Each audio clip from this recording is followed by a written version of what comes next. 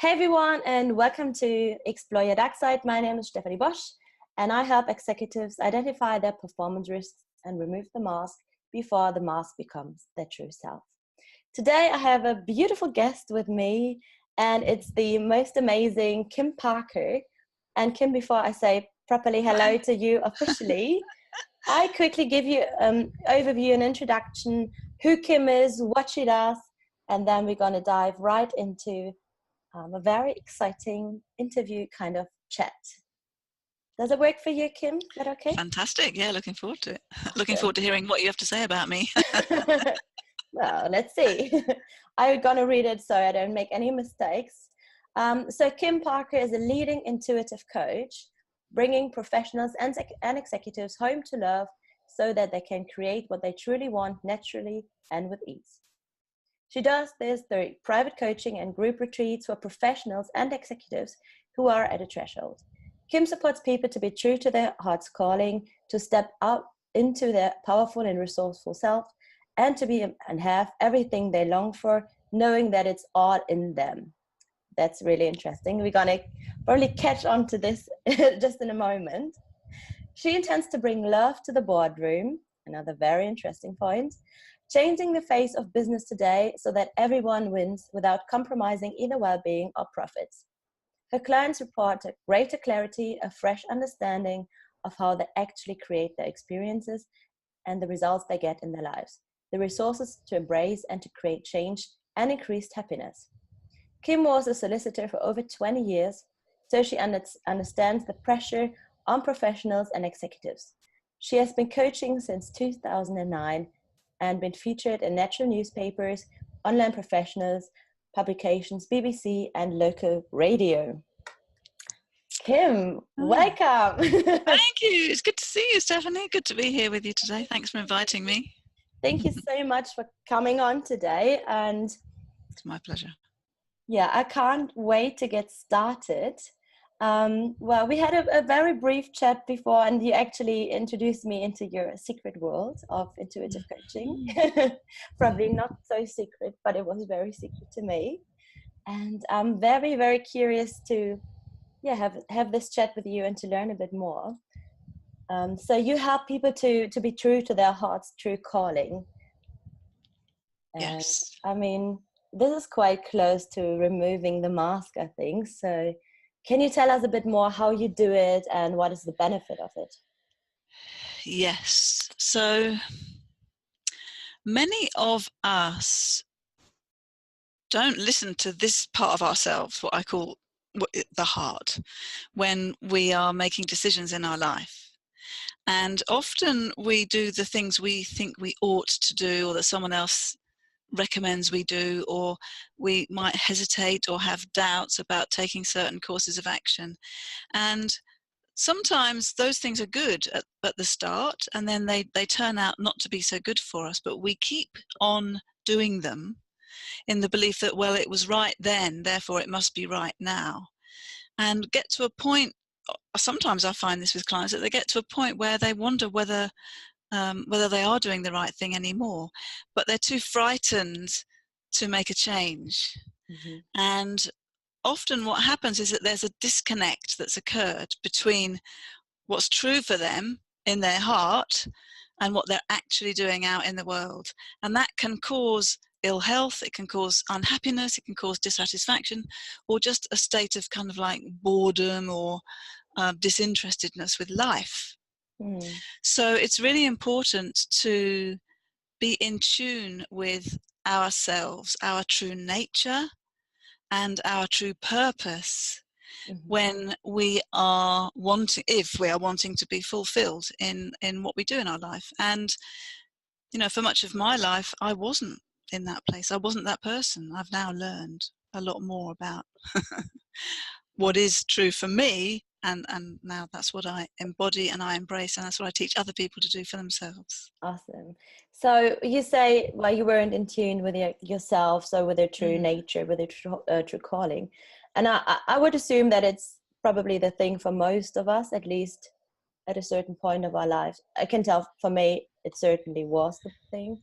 I'm wondering, when do we know, how do we know whether what we think we want is truly what we do want, or whether it's, you know, like what our parents want for us, etc. So what was like this, maybe this rubbing point where you said like, oh, this just doesn't feel good anymore? What were the tail signs? Well, you know, if you think back to a very young age when we're children, we didn't even worry about whether we should do this or should do that. We saw a cake on the table, yummy, and we just took it and ate it, didn't we? Yes, Or we'd we see a friend. sometimes still do, no? Well, maybe we still do. Or maybe we think, oh no, I don't want to put on those extra pounds. I will discipline myself and I won't have that cake. Or, you know, across the other side of the playground, you might have seen a friend and you just run because you want to go and play with them. You'd run towards them and you'd get together and you'd play on the swings or whatever it was. So there was no thought or consideration back then in our innocent youth about what was the right or wrong thing to do. We just did what our heart drew us to without even thinking. There's an expression, isn't it, about the innocent youth. And the trouble is that what happens as we grow, we get exposed to different situations, different people, different influences from our parents, our friends, our teachers, or family, lots of people. And we get lots of different messages given to us from outside of ourselves, saying things like, no, you mustn't do that, don't touch that, it's hot, oh, you can't do that, oh, you'll never be able to do this, or that's not your type of thing, you're not that type of person. We get all these kind of messages that we take on and absorb them and integrate them into ourselves without even realizing we're doing that. And so we develop a belief system around what we can do or should do or can't or shouldn't, or what makes sense. And as we grow older, those things become absorbed into us, and without even realizing it, they become a constriction or a restriction on how we think we can and should be. Mm-hmm. And we all do, but we all have different versions of that.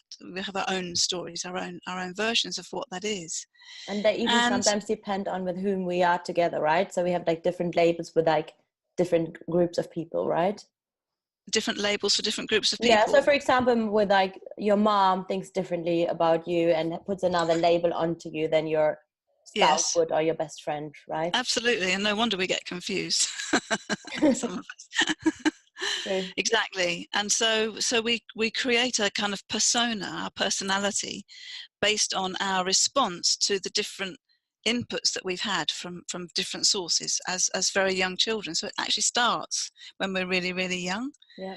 And the only way to, I think I'm answering your question here, to really get in touch again with what is true for us in our heart is to go back to how we were when we were tiny children, where we didn't worry about... So the innocent version of us. Exactly, the innocent version of us.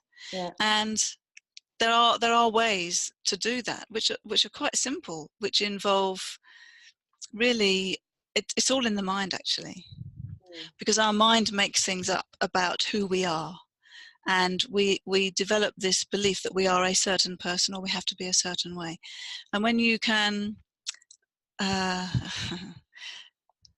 let go of that, let go of the conditioning about who we are, it's not who we are, it's who we think we are.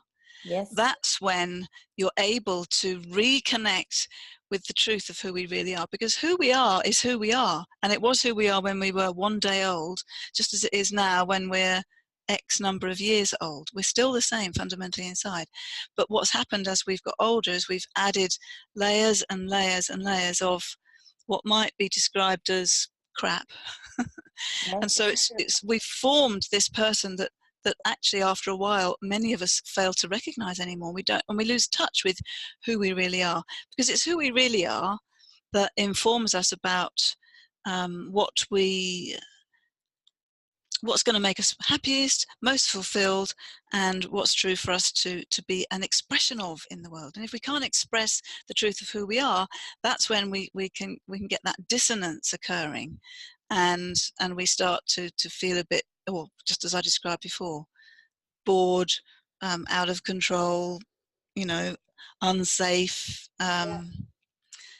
powerless, unloved, all the things that make us unhappy fundamentally. Yeah, absolutely. I must fully agree, because I think we often just sometimes even take it on as, yeah, when you're grown up, life is no longer a party. You have to have, like, something, especially as an entrepreneur, for example, you'd be like, it's difficult. You have to feel like stressed. We just take it on as a given without really tuning in back into what we want and what we need. Would you agree?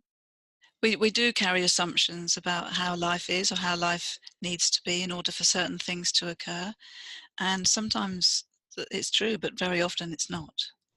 I give an example actually of my own life, if you like. When I graduated from university, I went to law college, and I then trained as a solicitor. And so I was a lawyer from when I finished my studies. And I practiced law for over 20 years. Now, at the beginning, I absolutely adored it. I loved being a lawyer. I was on a steep learning curve. Lots of things coming in, and so it kept me stimulated and engaged with the work I was doing, and I was learning a lot, and I was supported by very competent people who I looked up to, and I made friends, and I was learning about life and a whole new world, and it was fantastic. Now, after some years, I didn't feel the same way about my career. And I don't think it was wrong for me necessarily at that time, but I needed to make a course correction. And the way that I did that before I knew what I know now wasn't actually helpful. It was actually quite damaging to me, personally speaking. And so it was only when I got in touch with what was true for me at a heart level that I was able to make an appropriate course correction in the direction I was taking, so that I was back on track, as it were, in tune with who I was, who I really am. And, so there's nothing wrong with being a lawyer, but it turned out that for me, after a while, I was ready to, move on into the next evolution of me as I was, which actually turned out not to be a lawyer. Well, would you say you have outgrown your occupation, or was it, you got bored because you didn't no longer have like the learning curve? Well, that was part of it for me. I think back then I didn't really know what I wanted or who I was. Actually, that sounds really weird to say No, that. it doesn't, to be But honest. I think didn't. it's for most of us that we don't really know who we are, because, as you said, Yeah. there are all these layers, and expectations we try to fulfill. The thing is, I was actually very good at my job, by all accounts, according to the people I worked with. And I worked at lots of different jobs, lots of different firms. I was always well regarded, highly regarded for the work I did, and my clients seemed to be happy. So it wasn't about the fact that I wasn't cut out for the work. But I don't think I outgrew it. I think I just became restless. Mm-hmm. And rather than really examining from within myself, rather than accessing my own inner guidance system about what to do next, because I didn't even know there was such a thing. I just thought, okay, I'm not happy here, so I'm going to leave this firm and get another job somewhere else, which I did. And I did that several times. I did that repeatedly. So I would stay at a firm for maybe a couple of years, 2 or 3 years. I'd be really happy in the first year, and then gradually things would go downhill again. But rather than really getting to the bottom of that and what was playing out in my life, I just thought, oh, well, I'll leave this job, I'll start another one. And so I just perpetuated the problem, because I didn't know how to be anything other than a lawyer at that time. I didn't know how else I could do anything that would make me money to survive and, be able to feed and house and clothe my family. And it didn't even occur to me that there was anything else I could ever do. So I actually felt a bit stuck. And I was, my father was instrumental in, I wouldn't say pushing me into that profession, but he certainly guided me with a firm hand in that direction. as parents often would, when you know, they just want the best for us, and then, you know, they also just know certain things, and obviously Yeah, lawyers also something with a good reputation, you know, earns good money. Yeah. but it wasn't his fault, because I was very good at it, and I loved it to start with. It's just that you know, it doesn't mean you have to stay stuck in the same place the whole time. That doesn't necessarily, not for everybody. Some Yeah. people adore what they do from the start, and they're fully engaged with it, and it's fully an embodiment of who they are and why they're here, and it's perfect for them. Yeah. But for me, I stayed in it for far too long. Knowing what I know now, I would have done it differently. Yeah, no, thanks for sharing. And I think the brave move is really to not just go and change occupations, but really, as you did, go out of all of it, and you start, you know, start with all the knowledge and all the experiences you took on from this journey, and create something to help other people get out of their misery.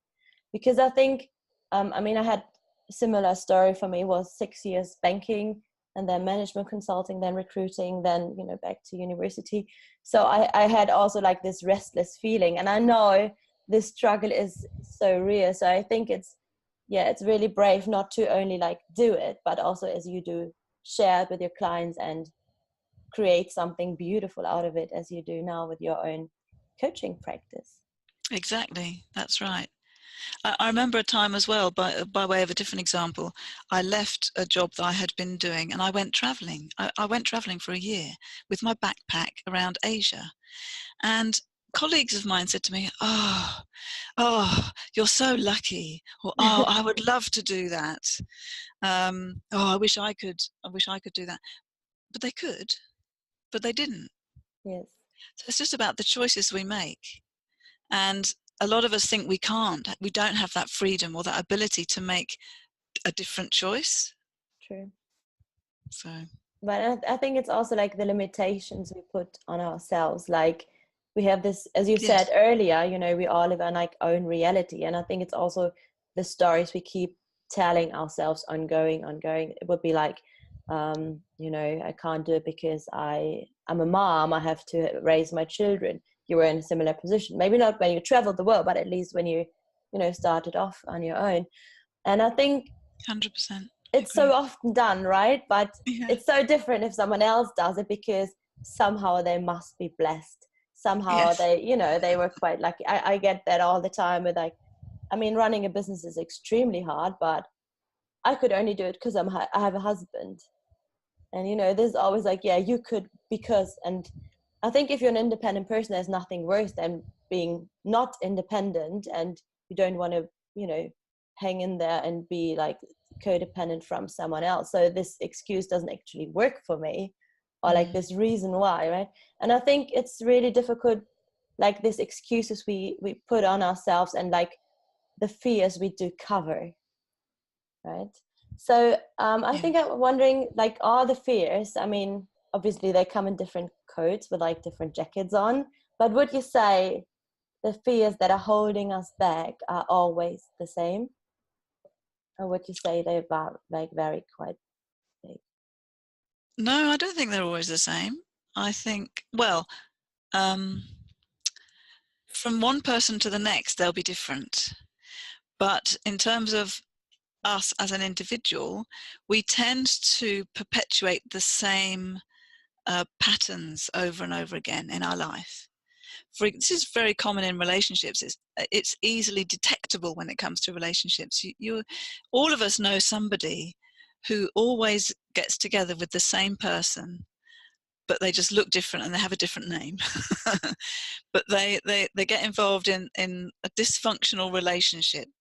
It doesn't work out, they end it, and then they jump straight to another relationship with somebody else, different name, different face, but it turns out in the same way. So we have patterns of behavior that we do perpetuate Mm-hmm. that don't support and serve us. Now, each of us have a different way individually of manifesting that or expressing that, but we do have and it's buried deep in our unconscious, actually, a structure that we are unconsciously following in our life. And it's all designed to keep us safe and secure so that we can survive as a human being, not realizing that it's actually not reality.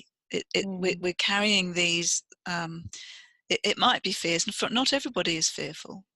For many of us we are, but that leads us to have certain strategies for coping with life, or behaviours that we do in a certain way to keep us in that survival mode.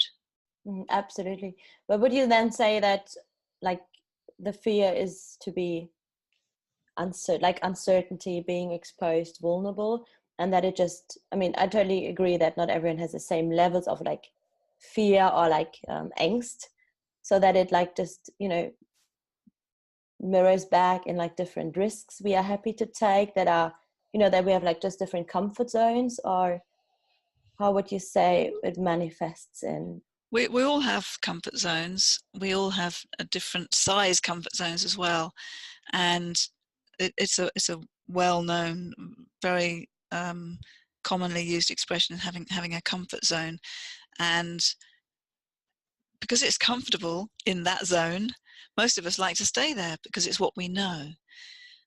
And when you step outside of your comfort zone, though, that's the time when you grow and stretch. But until you step outside that comfort zone, you don't know what it's going to be like, because it's unknown to you. There's an element of risk, an element of discomfort in stepping outside that comfort zone. Absolutely. And that's why most of us don't do it, actually, because we need to stay safe, and we need to, we like to feel that comfort. There are very daring entrepreneurial types of people who don't think of themselves as daring, because they just are different from the normal. Some, you know, people like, you know, famous musicians like David Bowie, who was in his time absolutely revolutionary, completely different from anything that was ever out there at the time when he was. Yeah. To him, he was just being him. I'd say he was really connected with his heart, his truth, and he was just following that. He didn't care what other people thought about him. Yeah. Most of us do, though. Most of us do care, and he probably did care to a point, but not to the extent where it prevented him from being the fullest expression of himself in the world. Yeah. Yeah, Well, he I might don't know have why I cared picked in a David different Bowie. area. No, but I like the example, and I think he might have cared in, you know, not his music environment, but maybe as a, I don't know, family person, something, you know, like that he there had like maybe other labels and other. He absolutely, because by the very nature of being human is that we have this affliction. All of us True. have our own version of things that cause us angst or fear or depression or anger, or, you know, whatever it is. All of us have a version of that. It's just our version that you know, we think we're the only ones who have this trouble. And it's only when you are prepared to open out and look outside of that comfort zone, and when you start being true to you and sharing and hearing from other people who are also open and receptive to sharing and hearing, that you realize, oh, it's not only me then. Yes. And then somehow you feel a bit better, and then gradually you can peel away the layers and get to the truth of who you are, and what's right for you to be doing in your life. I love the book from Brené Brown's, I think it's called I Thought It Was Just Me, where she's written a whole book just about this phenomenon, because yeah, it also removes the shame, you know, when we find others who have similar experiences, etc. Yeah. I just would like to go back quickly, because I found it, you know, we did like this intuitive coaching session, like a taster session, and I was really, really impressed that with the results. So, I mean, I told you before, I'm not like the person who, so I'm more focused on, like, I think data science and probably less spirituality. And maybe to just give the others who haven't been with us in this session an overview, what have you done with me? So how do you work? So I think I'll leave that to you, because I think you can I think you can just explain that a bit better than I could probably do. It would be good if you shared the experience from your side, but very happy to share. So Yeah, just I maybe mentioned, just in you know, like from the technicality. So what yeah, did I'm you not going to, don't worry, I won't give away anything that we talked about at all, because everything I do is 100% confidential all the time with I'm everybody. not worried about that. But I mentioned earlier about our inner guidance system, or our inner wisdom. And it's by accessing that, which we are in touch with when we're tiny children, that we get to discover the truth about who we are. And that inner guidance system is our intuition, you know. And intuition is I would say intuition is our most valuable and prized resource that we have available to us. And most people don't know what it is, don't know that they have it, and don't know that they can access it, nor do they know how powerful it is when you do use it. Because it's very quiet, it's very subtle. But when you get in touch with your intuition, you are suddenly, you have available to you a whole universe of wisdom and resources that would not otherwise be available to you, and all sorts of things and all sorts of possibilities unfold and become available to you.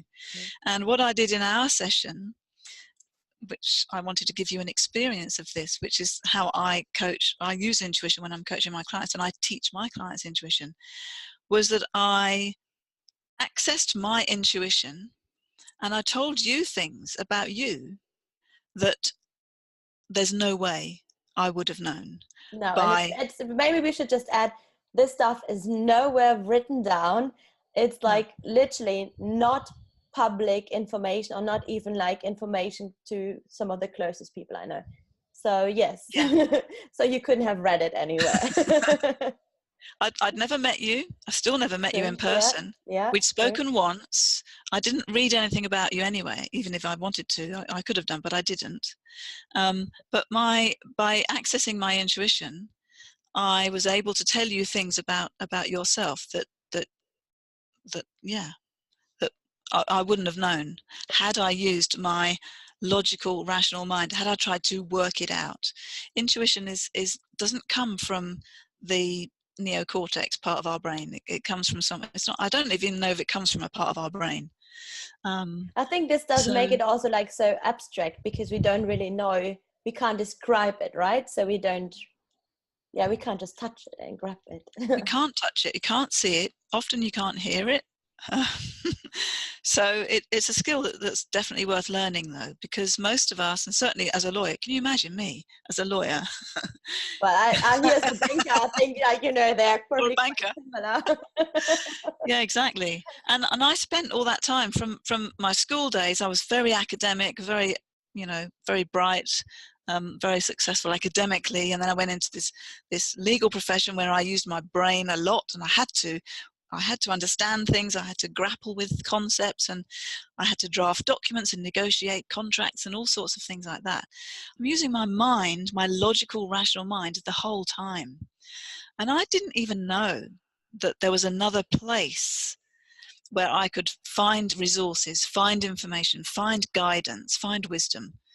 Um, and that's only really something I've learned over the last few years.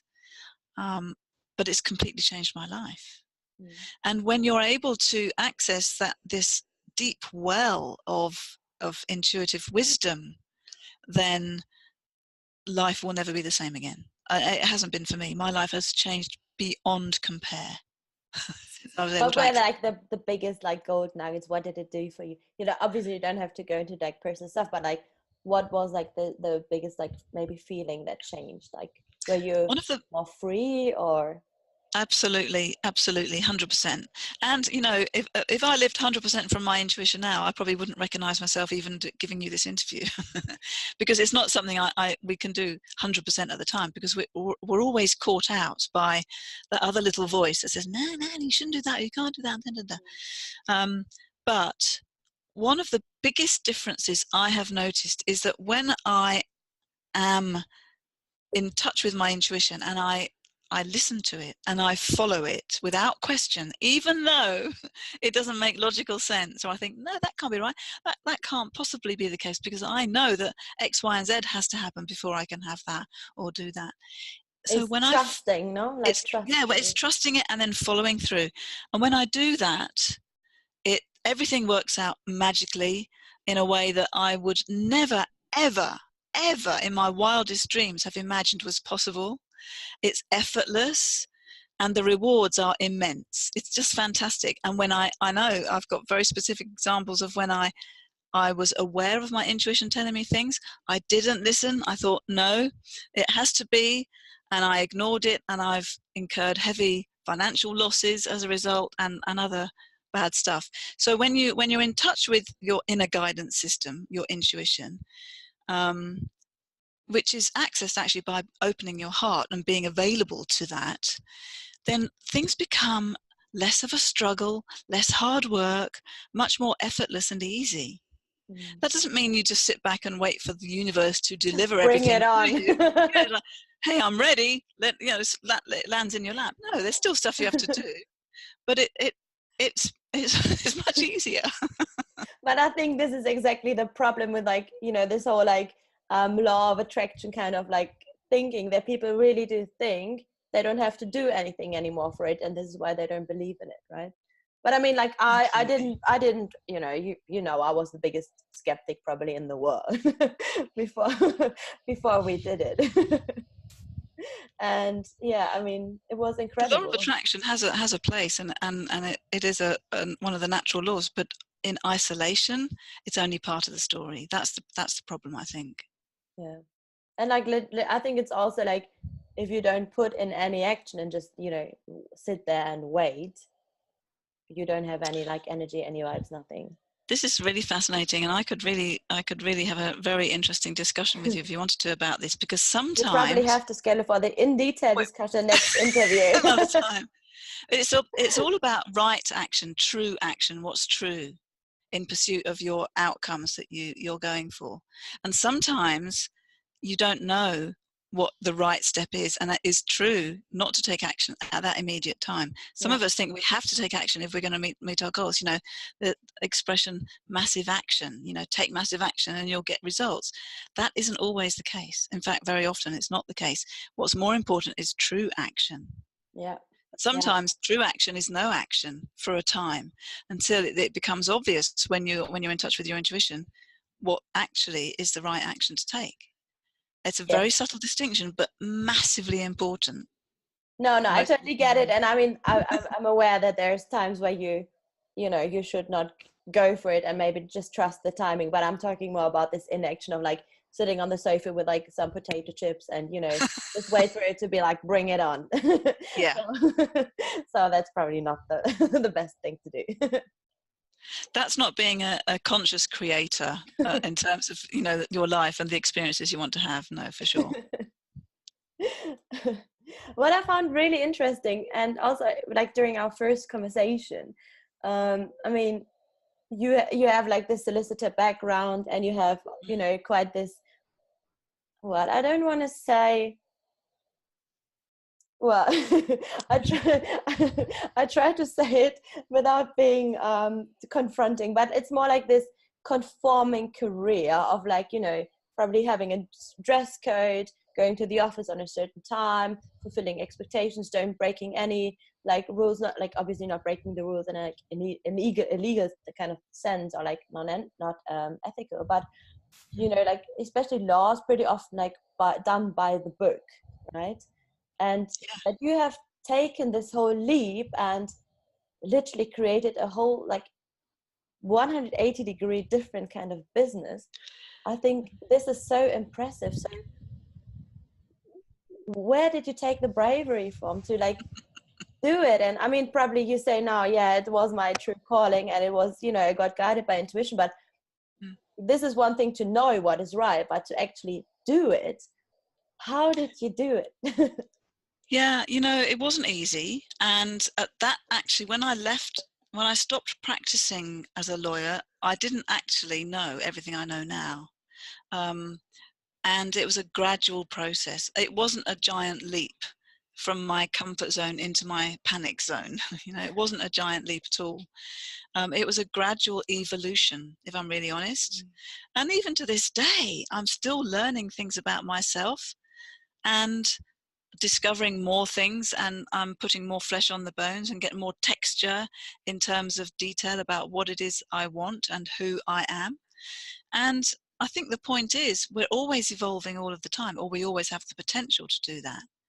When we get stuck and stagnate is either because we're paralyzed, maybe by fear, or we're just stuck in a rut, which I was definitely with my career, and we're just going round and round in the same way. So for me it was a gradual process, and I immersed myself in a world where I was learning from lots of different people. I was taking counsel. I don't mean that I was necessarily taking advice, but I guess I was on a search. I knew that something needed to change, and I knew that I was at that point in my life where I wanted to give back. I didn't know what that meant. I didn't know what that was going to look like in my life. I didn't know how I would do that. So I just started trying different things out. I started experimenting, and gradually through that process of trying things out, and it became clear to me what was resonating with me, and then I began to learn about the intuition and conscious creating, and about the things that block us and stop us and sabotage us, and why that happens and how that works. And I learned about how that was impacting me, and I learned how it was impacting other people.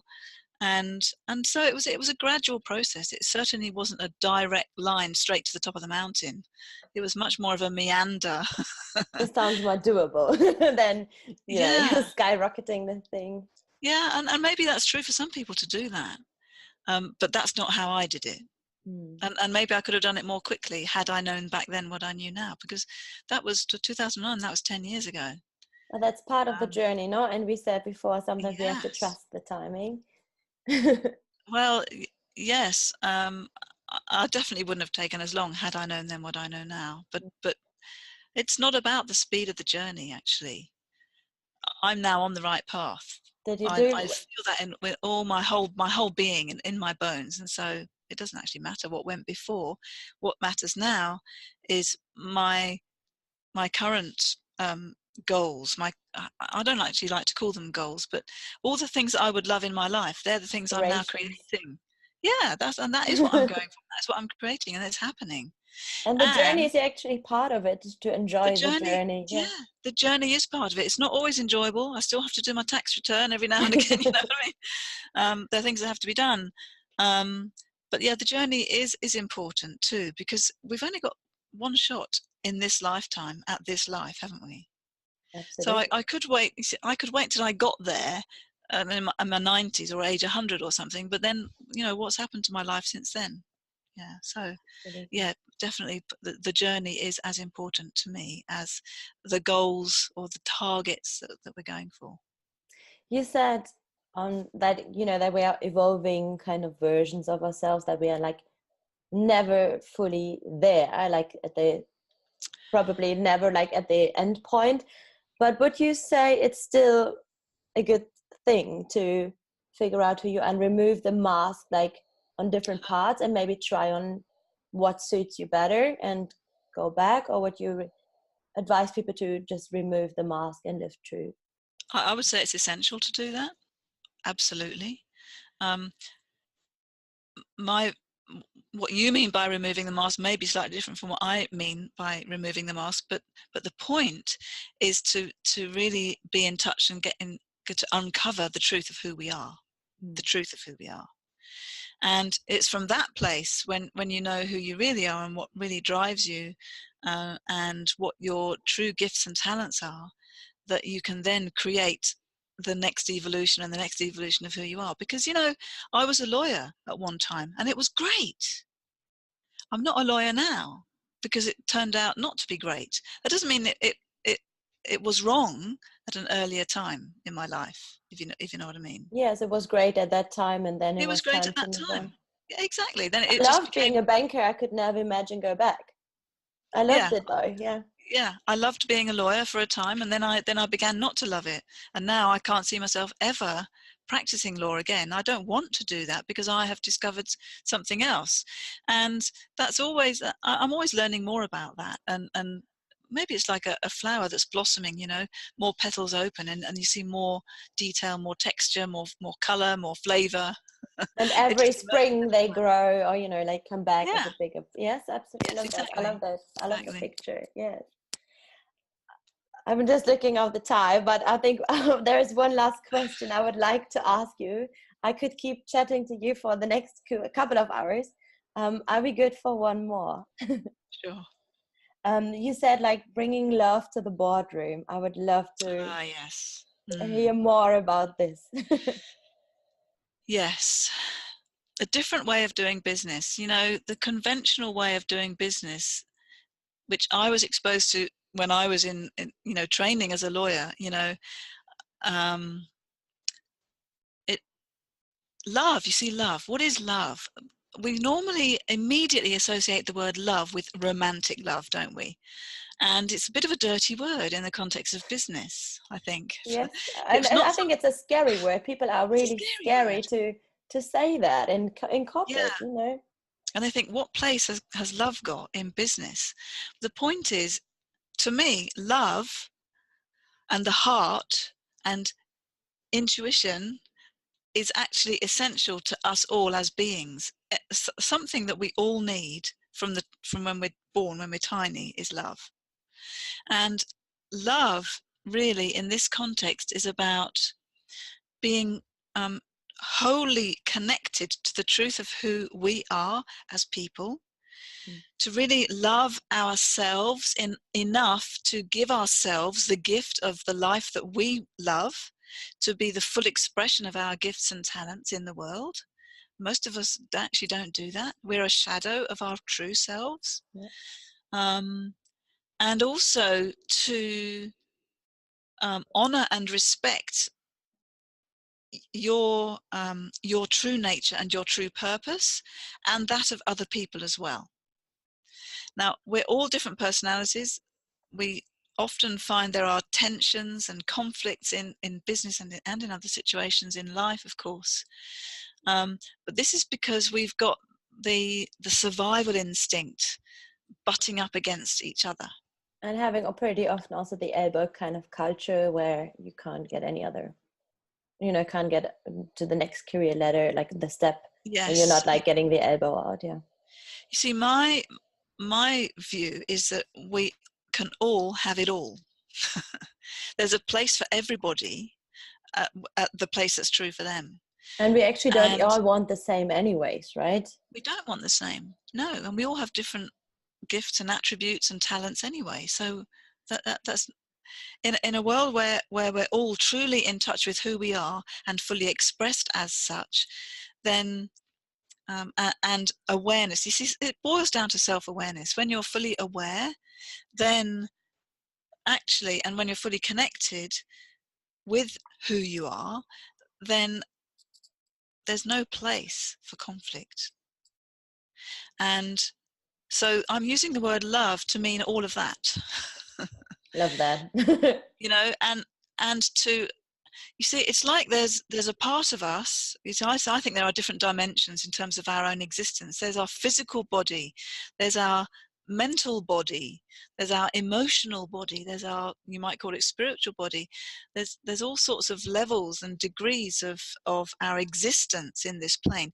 I am nothing without my body, but equally, I am also Body would nothing also without my probably heart. not as good if you wouldn't have the heart or the brain or the Exactly. If I soul. was just a Yeah. body, then I wouldn't. So all the different components go together to make up who we are.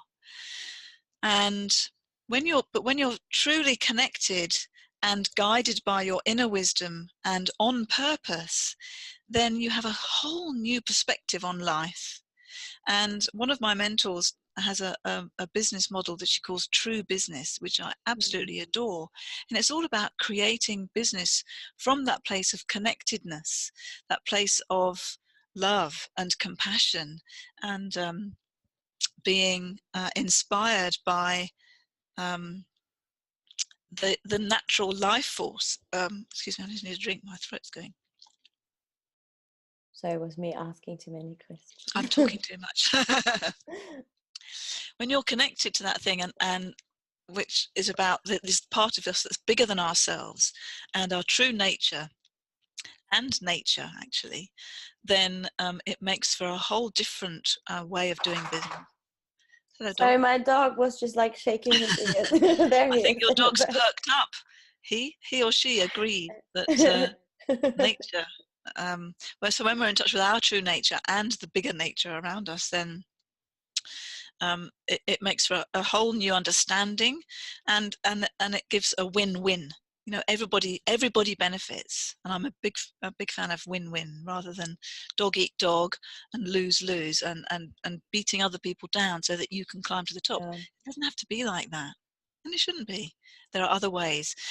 One of the best ways I've experienced, which I do now regularly with my collaboration of people that I regularly collaborate with, it's called synergy, where you create a joint vision, a joint goal, a joint target, a joint, mission statement for your business or whatever it is. Yeah. And then joint plans to achieve that.